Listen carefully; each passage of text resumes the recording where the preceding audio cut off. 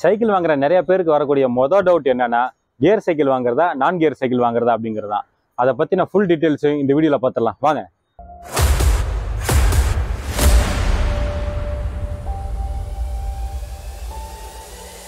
வரலாற்றில் பல பரிமாண வளர்ச்சிகளை தாண்டதுக்கு அப்புறம் தான் இன்னைக்கு நம்ம பார்க்குற இந்த சைக்கிளுக்கு நம்ம வந்திருக்கோம். முதல்ல பார்த்தீங்கன்னா சைக்கிளில் வந்து சீட்டு கிடையாது, ஒரு மரக்கட்டை மாதிரி தான் போட்டிருப்பாங்க. அதுலேயே உட்காந்தா போகணும். சைக்கிளில் பெடலே கிடையாது, காலை வச்சு தான் தள்ளிக்கிட்டே போவாங்க.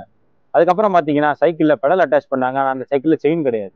ஸோ எப்படி இருக்குன்னா, பெடல் வந்து ஃப்ரண்ட் வீலோட அட்டாச் ஆயிருக்கும். நீங்கள் பெடல் பண்ணும்போது அப்படியே ஃப்ரண்ட் வீல் ரொட்டேட் ஆகும், அதை வச்சு சைக்கிள் மூவ் ஆகும். அதுக்கப்புறம் கொஞ்சம் கொஞ்சமாக எவால்வ் ஆகி தான் பெடலை நடுவில் வச்சு பெடலையும் ரியர் வீலையும் செயினை வச்சு கலெக்ட் பண்ணாங்க. அதுதான் ஃபர்ஸ்ட் நம்ம பார்க்கக்கூடிய நான் கியர் சைக்கிள், அதாவது சிங்கிள் ஸ்பீட் சைக்கிள். அதுலேயே அடுத்த வெர்ஷன் தான் கியர்ஸ் அட்டாச் பண்ணி இப்போ நம்ம பார்க்கக்கூடிய கியர் சைக்கிள்னு வந்திருக்கு. அந்த சிங்கிள் ஸ்பீட் சைக்கிளுக்கும் கியர் சைக்கிளுக்கும் உள்ள வித்தியாசம் என்ன அப்படிங்கிறத தான் நம்ம இந்த வீடியோவில் டீட்டெயிலாக பார்க்க போகிறோம்.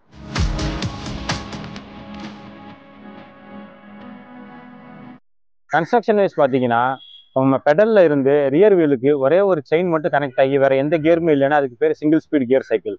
அதே இது நம்ம பெடலில் இருந்து ரியர் வீலுக்கு போகும்போது ஃப்ரண்ட்லேயே 2-3 கிராங்க் ரிங்ஸ் இருந்து பின்னாடியும் நிறைய கியர்ஸ் இருந்து அதுக்கு பேர் gear cycle. So number of gear combination நம்ம சைக்கிள் எப்படி டிஃபைன் பண்ணுவோம்னா, ஃப்ரண்ட்ல இருக்கிற கியர்ஸ் ப்ளஸ் ரியர் இருக்கிற கியர்ஸ், இது ரெண்டோட ப்ராடக்ட் தான் நம்பர் ஆஃப் கியர்ஸ். ஃப்ரண்ட்ல 3 கியர் இருக்கு, பின்னாடி 7 கியர் இருக்கு அப்படின்னா 7x3 21 கியர் காம்பினேஷன்ஸ், அதாவது 21 ஸ்பீட்ஸ் வந்து நம்ம சைக்கிளில் அச்சீவ் பண்ண முடியும். Single speed cycle, gear cycle, இது ரெண்டோட யூசேஜ் பார்க்கணும்னா நான் சிம்பிளாக உங்களுக்கு ஒரு எக்ஸாம்பிள் மூலியமாக சொல்கிறேன். நீங்கள் ஹைவேல ரோட்ல காரில் போகிற மாதிரி அல்லது ஒரு பஸ்ஸில் போகிற மாதிரி இமேஜின் பண்ணிக்கோங்க.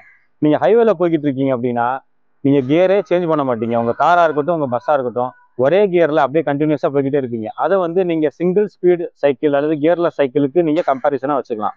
ஆனால் அதே இது நீங்கள் ஒரு மலையில் போறீங்கன்னு வைங்களேன், ஒரு ஊட்டி கொடைக்கானல் மாதிரி மலை ஏறுறீங்க அப்படின்னா நீங்கள் மலை ஏறும்போது உங்கள் மலையோட ஸ்லோப்புக்கு தகுந்த மாதிரி பார்த்தீங்கன்னா நீங்கள் ஒரு டிரைவராக இருந்தால் நீங்களே கியர் சேஞ்ச் பண்ணுவீங்க.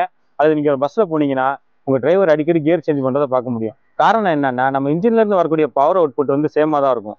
ஆனால் நம்ம மலையில் போகும்போது நம்ம ஸ்லோப்புக்கு தகுந்த மாதிரி வண்டியோட ட்ராக்ஷன் ஃபோர்ஸ் வந்து கூடிக்கிட்டே போகும். அதை ஓவர் கம் பண்ணுறதுக்காக தான் கியர் சேஞ்ச் பண்ணுவாங்க. இப்போ நம்ம சைக்கிளுக்கு வருவோம். இப்போ நம்ம ஃப்ளாட் ரோட்டில் ஓட்டுறோம், அதாவது நம்ம ரோட்டில் வந்து ஒரு ஏற்ற இறக்கம் இல்லை, ஒரு ஆவரேஜாக சிட்டி ரோடுக்குள்ளே நம்ம ஓட்டுறோம் அப்படின்னா நமக்கு கியர் இல்லாத சிங்கிள் ஸ்பீடு சைக்கிளே போதுமானது. ஆனால் நம்ம வந்து ஒரு மலைகளில் ஓட்டுறோம் அல்லது நம்ம ரோடு வந்து ரொம்ப ஏற்ற இறக்கமாக இருக்குது, நம்ம அடிக்கடி வந்து ஆஃப் ரோடு சைக்கிளிங் பண்ணுறோம் அப்படின்னா நமக்கு கண்டிப்பாக நம்மளுடைய ஃபோர்ஸ் வந்து சேஞ்ச் பண்ணிகிட்டே இருக்க வேண்டியிருக்கும். அந்த மாதிரி சூழ்நிலையில் நமக்கு கியர் சைக்கிள் ரொம்ப யூஸ்ஃபுல்லாக இருக்கும். இப்போ அடுத்து காஸ்ட் பேராமீட்டர்லாம் நம்ம பார்க்கலாம். நான் கியர் சைக்கிள், அதாவது சிங்கிள் ஸ்பீடு சைக்கிள்னு பார்த்தீங்கன்னா அதில் மூவிங் பேராமீட்டர்ஸ் ரொம்ப கம்மி. வெறும் chain, front crank, rear wheel, அவ்வளோதான். அதனால் பார்த்தீங்கன்னா மூவிங் காம்பனன்ட்ஸ் இல்லாததுனால அதோடைய கன்ஸ்ட்ரக்ஷன் ரொம்ப சிம்பிளாக இருக்கும். ஸோ ஆப்வியஸாக அந்த சைக்கிள்ஸோட காஸ்ட் வந்து பார்த்தீங்கன்னா கம்பேரிட்டிவ்லி ரொம்ப கம்மி. அவரேஜாக நீங்கள் ஒரு 4000 ரூபா ஸ்டார்டிங் பாயிண்ட்லேருந்து நான் கியர் சைக்கிள் உங்களால் வாங்க முடியும். ஆனால் அதே இது கியர் சைக்கிளுக்கு வந்தோம் அப்படின்னா அடிஷ்னலாக பார்த்தீங்கன்னா அதில் நிறையா காம்பனன்ட்ஸ் இருக்கும். ஸோ ஃப்ரண்ட் கியர் ஷிஃப்டர் இருக்கும், ரியர் கியர் ஷிஃப்டர் இருக்கும். அந்த கியரை ஷிஃப்ட் பண்ணுறதுக்காக ஃப்ரண்ட் டீரைலர், ரியர் டீரைலர், ஃப்ரண்ட்டில் எக்ஸ்ட்ராவாக ஒரு 3 கியர், ரியரில் எக்ஸ்ட்ராவாக ஒரு 7-8 கியர். ஸோ இவ்வளோ காம்பனன்ட்ஸ் ஆட் ஆகிறதுனால பார்த்தீங்கன்னா சைக்கிளோட காஸ்ட் ரொம்ப டிராஸ்டிக்கலாக இன்க்ரீஸ் ஆகும். நீங்கள் ஒரு கியர் சைக்கிள் அப்படின்னு எடுத்துக்கிட்டிங்கன்னா குறைஞ்சபட்ச ஸ்டார்டிங் ப்ரைஸ் ஒரு நல்ல சைக்கிள் வந்து 15,000 ஸ்டார்ட் ஆகும். நம்மளோட பட்ஜெட் கம்மியாக இருக்குது, நம்ம குறைஞ்ச விலையில் சைக்கிள் வாங்கணும் அப்படிங்கிறவங்களுக்கு நான் கியர் சைக்கிள் வந்து ஒரு ஈஸியான சாய்ஸாக இருக்கும். ஆனால் எனக்கு பட்ஜெட்லாம் பிரச்சனை இல்லைங்க, நான் வந்து ரைடு குவாலிட்டி தான் எனக்கு முக்கியம், நான் வந்து ஒரு வித்தியாசமான டெரெயின்லாம் சைக்கிள் ஓட்டி ப்ராக்டிஸ் பண்ணணும் அப்படின்னு நினைக்கிறவங்களுக்கு பட்ஜெட் ஒரு பொருட்டாக இல்லை அப்படிங்கிற பட்சத்தில் அவங்க வந்து கியர் சைக்கிள் சூஸ் பண்ணலாம். அடுத்த முக்கியமான பேராமீட்டர் பார்த்தீங்கன்னா மெயின்டெனன்ஸ். நான் கியர் சைக்கிளில் நீங்கள் அடிக்கடி சைக்கிளோட செயினை தொடச்சி ஆயில் மட்டும் போட்டிங்கன்னா போதும். ஆனால் கியர் சைக்கிள்னு பார்க்கும்போது அதில் பல கியர் காம்பினேஷன்ஸ் இருக்கிறதுனால நீங்கள் கரெக்டாக கியர் ஷிஃப்ட் பண்ணணும். அப்படி கரெக்டாக கியர் ஷிஃப்ட் பண்ணலைன்னா உங்களோட கியர்ஸ் வந்து ஜம்ப் ஆகி அடிக்கடி வந்து ஃபெயிலியர்ஸ் வர்றதுக்கு வாய்ப்பு இருக்குது. அதே மாதிரி நீங்கள் கரெக்டான முறையில் மெயின்டைன் பண்ணனாலும் மெயின்டெனன்ஸ் காஸ்ட் உங்களுக்கு கூட வரதுக்கு வாய்ப்பு இருக்குது.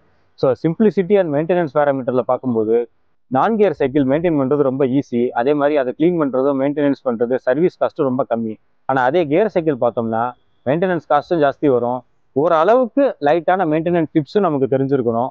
Plus service and maintenance cost வந்து இதுக்கு கம்பேர் பண்ணும்போது கொஞ்சம் ஜாஸ்தியாகவே இருக்கும்.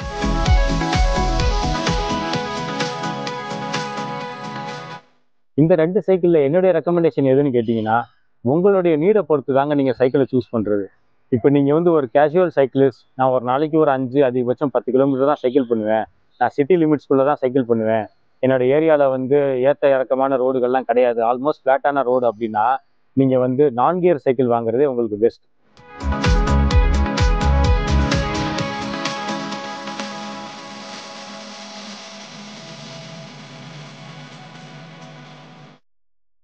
ஆனால் நீங்கள் இதே ஒரு சைக்கிளிங்கில் ரொம்ப ஆர்வமான ஆள், நான் வீக்கெண்டில் வந்து ஒரு 50 கிலோமீட்டர் 100 கிலோமீட்டர் அந்த மாதிரி சைக்கிளிங் பண்ணுவேன், இன்னைக்கு இல்லாட்டினாலும் ஃபியூச்சரில் அந்த மாதிரி பண்ணுறதுக்கு எனக்கு ஆர்வம் இருக்குது, ப்ளஸ் நான் வந்து டிஃப்ரெண்ட் டைப் ஆஃப் டெரெயின் வந்து எக்ஸ்ப்ளோர் பண்ண போகிறேன், நான் வந்து மலைகளில் சைக்கிள் ஓட்டி பார்க்கணும், ஆஃப் ரோடு கொஞ்சம் ஓட்டணும், அந்த மாதிரி உங்களுக்கு ஆர்வம் இருந்துச்சுன்னா நீங்கள் ஸ்டார்டிங்கில் கொஞ்சம் இன்வெஸ்ட்மெண்ட் ஜாஸ்தி போட்டு நீங்கள் கியர் சைக்கிள் வாங்கிக்கிறது உங்களுக்கு லாங் ரன்னில் ரொம்ப யூஸ்ஃபுல்லாக இருக்கும்.